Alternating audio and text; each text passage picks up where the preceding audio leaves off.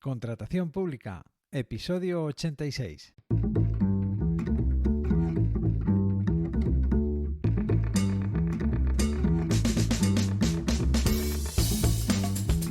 Bienvenida, bienvenido a Contratación Pública, el podcast, la radio del contratista, donde se habla de todo lo relacionado con vender a la administración.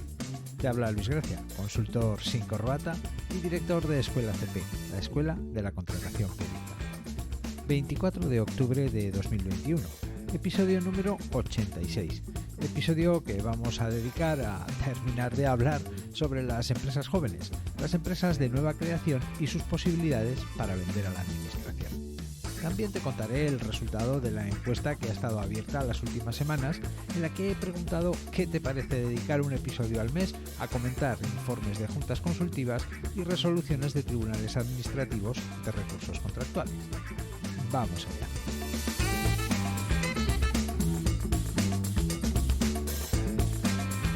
Para una empresa de nueva creación es importante tener buenos clientes, que paguen bien y pronto, trabajar con clientes serios y, a ser posible, trabajar con clientes que den prestigio, clientes que todos conozcan.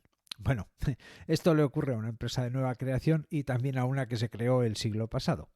La cuestión es que vender a la administración es la forma de acceder a estas tres cosas. Hasta este momento, en los dos episodios anteriores, hemos conocido las condiciones de solvencia económica y solvencia técnica más comunes y que en ocasiones impiden que una empresa de nueva creación acceda a contratos públicos. Hemos conocido qué es una empresa de nueva creación a efectos de la Ley de Contratos del Sector Público. También los procedimientos de adjudicación, las formas que tiene la Administración de contratar en las que, normalmente, no pide que se acredite la solvencia técnica. Y finalmente, lo que ha previsto la Ley de Contratos del Sector Público para las empresas de nueva creación.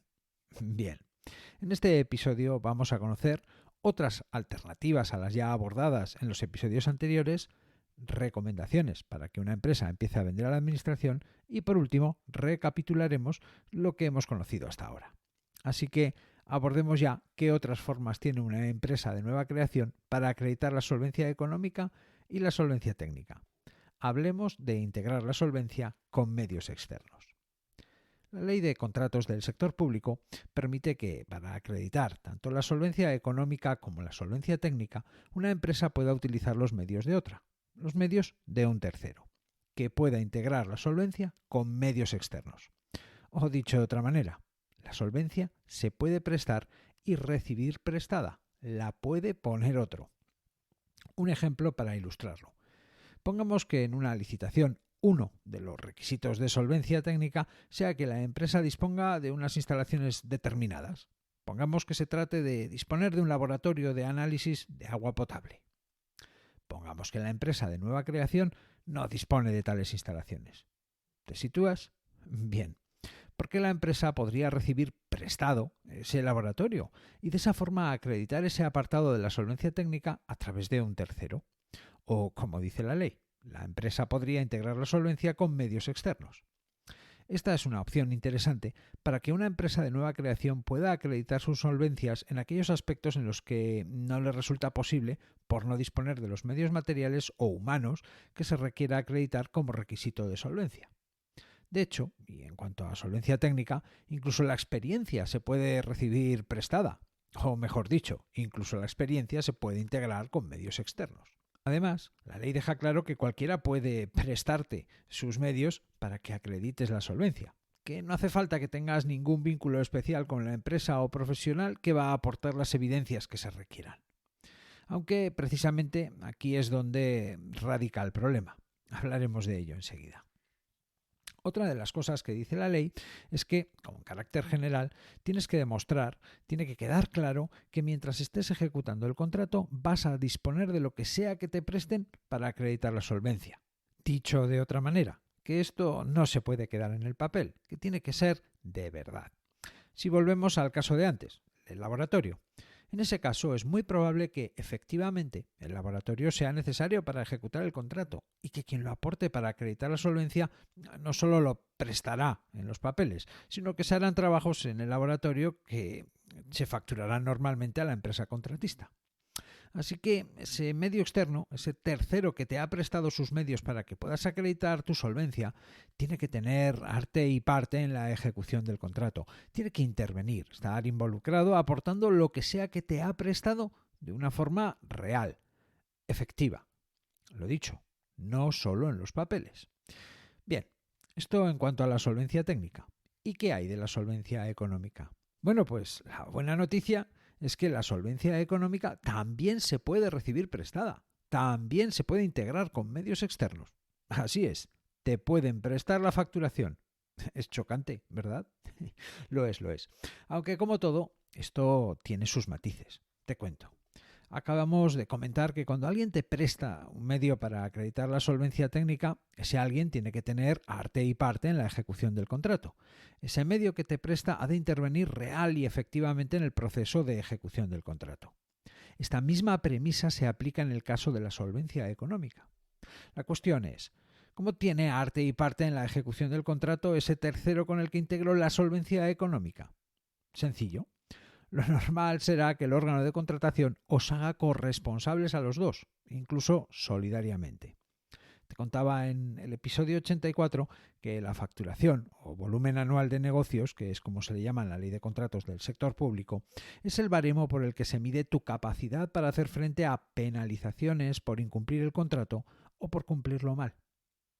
Total, que si hay problemas, si la cosa se complica y finalmente la administración acaba reclamando dinero al contratista, según y cómo lo podrá hacer a las dos empresas, a la contratista y a la que recibió la facturación prestada para acreditar la solvencia económica.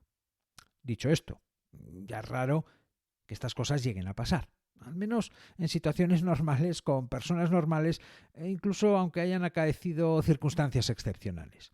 Lo normal no es llegar a esos extremos. Y ahora sí, llegamos al quid de la cuestión. Explica todo esto a quien pretendes que te preste la solvencia.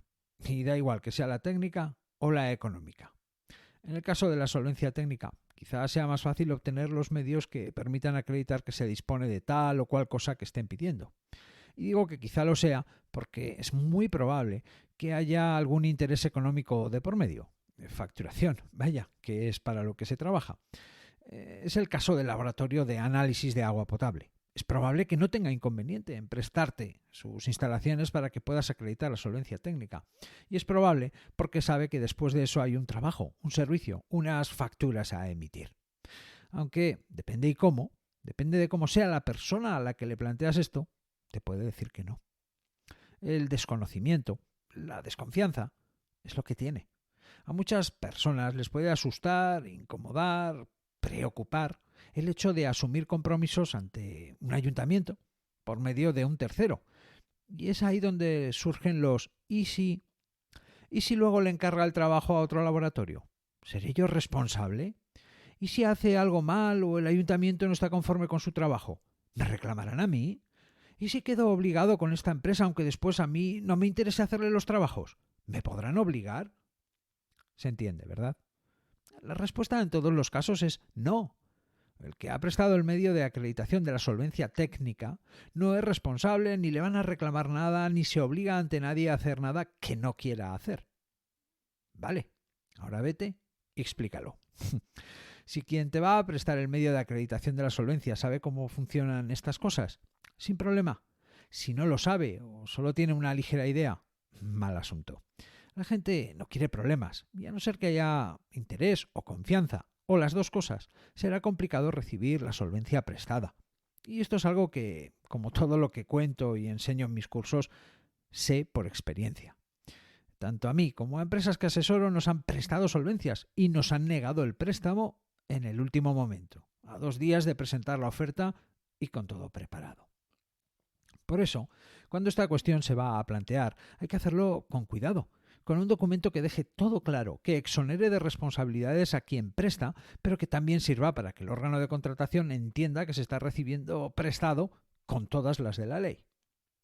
Después de esto, piensa ahora en la solvencia económica. Explícale a alguien que te ceda su facturación para acreditar la solvencia económica y que además asuma que seguramente el órgano de contratación nos va a hacer a ambos responsables solidarios en caso de reclamación, incumplimiento, etc. Vaya cuadro, ¿no? ¿Esto cómo se explica? Para que alguien te ceda su facturación tiene que haber, sí o sí, mucho interés, mucha confianza y mucho conocimiento sobre cómo funciona la contratación pública y hasta qué punto y en qué casos esa corresponsabilidad se puede hacer exigible y por tanto afectar a quien cede su facturación para acreditar la solvencia económica. Por cierto, a mí nunca se me ha ocurrido pedir prestada la facturación y jamás he aconsejado a alguien que lo hiciera.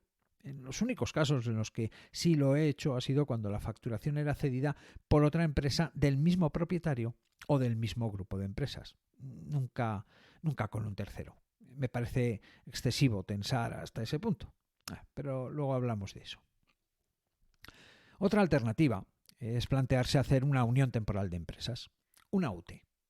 Una unión temporal de empresas, una UTE, es la unión de dos o más empresas o profesionales para hacer una obra, prestar un servicio o hacer un suministro. La UTE tiene sentido cuando existe complementariedad entre sus participantes, cuando de la unión resulta una organización más competitiva y adecuada al propósito del contrato.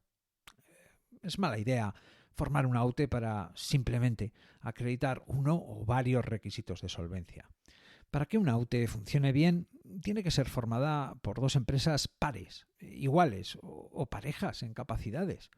Tiene que haber dinero, mucho dinero. El contrato tiene que ser grande, importante para estas empresas.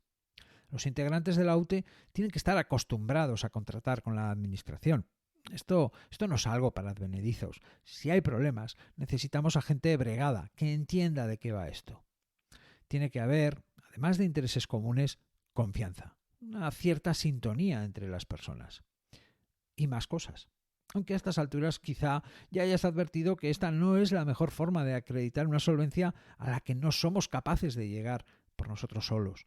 Si quieres saber más sobre la unión temporal de empresas en el marco de la contratación pública, escucha el episodio 32. Está dedicado a las UTEs. Bien, antes de recapitular, te voy a dar mis recomendaciones para las empresas de nueva creación. La principal traba, impedimento, para que una empresa joven pueda acceder a contratos públicos de cierta envergadura es que, normalmente, encontramos que es necesario acreditar experiencia y facturación. Experiencia y facturación, precisamente las dos cosas que no abundan en una empresa joven. Habrá muchos casos en los que las personas al frente de la empresa se sentirán perfectamente capaces de asumir los compromisos y responsabilidades de los contratos. Es muy común que una empresa joven, de nueva creación, sea formada a iniciativa de uno o varios profesionales con una cierta experiencia y bagaje profesional a sus espaldas. Personas que, pese a contar con la experiencia y conocimientos que se precisan para ejecutar un contrato público, sentirán frustración ante la imposibilidad de acreditar unos requisitos de solvencia que les cierran la puerta a participar de según qué licitaciones. En estos 3 episodios hemos conocido todas las alternativas que nos ofrece la ley para sortear estas exigencias de experiencia y facturación. Ha quedado claro que si te empeñas, si te lo trabajas, puedes salvar todos los requisitos que se presenten y llegar a acreditar las solvencias que se requieran. Bueno, puedes salvar los impedimentos que esté en tu mano salvar. Me explico con un ejemplo. Puedo plantearme subir a la neto, aunque vaya un poco justo para el reto. Si mi forma física es la adecuada y me acompaño de un guía, haré cima y volveré. Cansado, aunque con la satisfacción y experiencia de haber hecho cumbre en el pico más alto de los Pirineos. Lo que no puedo plantearme, así de buenas a primeras, es subir al Mont Blanc, el pico más alto de los Alpes y de Europa. Para subir al Mont Blanc no basta con acompañarse de un guía y tener una forma física aceptable. Para subir al Mont Blanc, hacer cumbre y bajar sanos y salvos, lo adecuado es dominar la técnica y, por supuesto, haber subido otros, muchos picos antes de afrontar esa cima. Normal, ¿verdad? A nadie se le ocurriría subir al Mont Blanc de primeras, sin saber calzarse unos crampones o avanzar por un glaciar. Bueno, pues esa es la recomendación. Date tiempo, aunque como profesional te sientas capaz. Date un poco de tiempo, deja que tu empresa madure. Asume retos que no te metan en líos. Bastantes líos hay ya sin buscarlos como para andar estirando el brazo más que la manga. Busca contratos retadores, sí, pero asumibles. No quieras subir a la neto a la primera de cambio. Haz trekking, sube a Ibones, haz otras cimas más sencillas, disfruta de la montaña y acostúmbrate a progresar en ella. Ten en cuenta que no solo se trata de hacer cima, que es lo que equivale a lograr la adjudicación del contrato. Es que hay que volver, hay que bajar. que es ejecutar el contrato, y culminar la excursión con una buena comida en la parrilla en Benasque, la facturación. Por eso, lo ideal es combinar los clientes en el sector privado con los clientes en el sector público. No hay que renunciar a vender al sector público, al contrario. Hacerlo aporta cosas buenas a una empresa joven. Pagan bien y pronto, son serios, dan prestigio. Por eso, lo ideal es empezar fácil, postulándote para contratos menores, participando de licitaciones donde no se exija acreditación de la solvencia. Y poco a poco ir acumulando la experiencia y facturación que permitirán escalar a contratos de mayor importe, si así lo quieres. A modo de resumen y recapitulación de estos 3 últimos episodios. Es habitual que los órganos de contratación establezcan que la acreditación de la solvencia económica se haga a través del volumen de facturación de la empresa y que la acreditación de la solvencia técnica se haga a través de la experiencia en haber ejecutado trabajos o entregado suministros de iguales o similares características a los que sean objeto de cada licitación. Experiencia y facturación, justamente lo que no abunda en una empresa de nueva creación. Empresa de nueva creación, la que tiene una antigüedad inferior a 5 años desde su fecha de constitución. Bien, pues la primera alternativa para sortear esta traba o impedimento para que una empresa de nueva creación acceda a contratos públicos es postularse para ejecutar contratos menores. Es muy raro que se pida a una empresa que acredite su solvencia económica o su solvencia técnica cuando se contrata a través del contrato menor. Lo malo del contrato menor es que solo puede ser utilizado para contratar obras de hasta 40.000 euros o servicios o suministros de hasta 15.000 euros. Y también que normalmente no tiene publicidad. No te enteras. Te tienes que ir a ofrecer y esperar a que te llamen cuando surja la necesidad. La siguiente alternativa es presentar oferta para licitaciones tramitadas usando el procedimiento abierto simplificado abreviado. Aquí sí hay publicidad. Te puedes enterar a través de la plataforma de contratación del sector público. Este procedimiento de adjudicación exime a los licitadores de la acreditación de la solvencia económica y de la solvencia técnica. Aunque este procedimiento abierto simplificado abreviado tiene unos límites. Lo pueden usar para contratar obras de hasta 80.000 euros o servicios o suministros de hasta 60.000 euros. Bueno, cantidades que ya empiezan a ser interesantes y para más de uno, más que suficientes. Para contratos tramitados mediante el procedimiento abierto o el abierto simplificado a secas, la Ley de Contratos del Sector Público prevé alternativas para acreditar la solvencia técnica en los contratos de obra y los de servicios.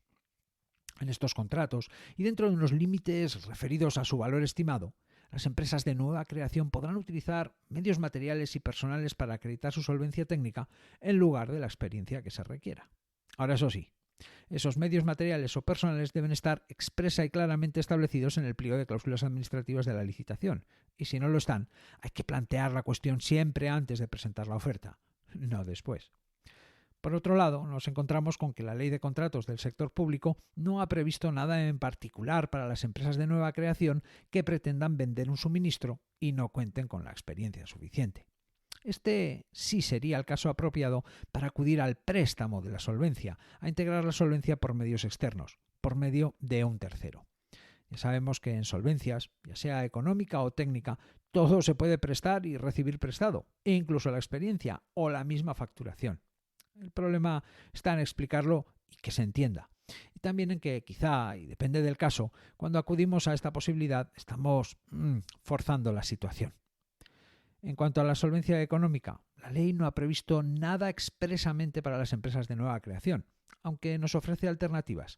La ley ha previsto que, cuando exista una razón válida, el órgano de contratación podrá autorizar que la solvencia económica se acredite por medio de cualquier otro documento que considere apropiado. Una certificación bancaria, un seguro de responsabilidad civil o el patrimonio neto medido en términos relativos son medios fácilmente alcanzables para acreditar la solvencia económica. Nos quedan las alternativas de recibir la solvencia prestada, de integrarla con medios externos, algo que tiene ciertas complicaciones prácticas a la hora de pedir y recibir, y nos queda la alternativa de la UTE, que solo menciono porque existe, porque no me parece ni mucho menos la más apropiada para resolver un problema de acreditación de solvencias. Porque al fin y al cabo, lo correcto y lo prudente es crecer poco a poco. Bastan 1 o 2 años para hacer el músculo suficiente para acumular la experiencia y la facturación, para también con ello afrontar con la solvencia real, no solo en los papeles, los retos de asumir la ejecución de un contrato público de cierta entidad. Y antes de terminar, tenemos resultados de la encuesta. A la pregunta ¿dedico un programa al mes a comentar informes de juntas consultivas o resoluciones de tribunales de recursos contractuales? Habéis contestado sí por abrumadora mayoría. Quedo muy agradecido a todas las personas que han participado en la encuesta y especialmente a todas aquellas que dejaron sus comentarios, sugerencias y también agradecimientos. Gracias, de verdad. Así que el próximo programa lo vamos a dedicar a comentar informes de juntas consultivas o resoluciones de tribunales de recursos contractuales y ya que venimos hablando de empresas de nueva creación, buscaré informes o resoluciones que tengan que ver con el asunto para rematar ya, sí, por fin, el tema. Y hasta aquí el episodio 86. Puedes hablarme. Espero tus opiniones, propuestas, sugerencias y dudas en escuelacp.com/contactar. Puedes escuchar este programa Contratación Pública a través de Spotify, Apple Podcasts, Google Podcasts, iVoox y en cualquier reproductor de podcast. Gracias por estar al otro lado, por tus comentarios y valoraciones. Nos escuchamos dentro de una semana.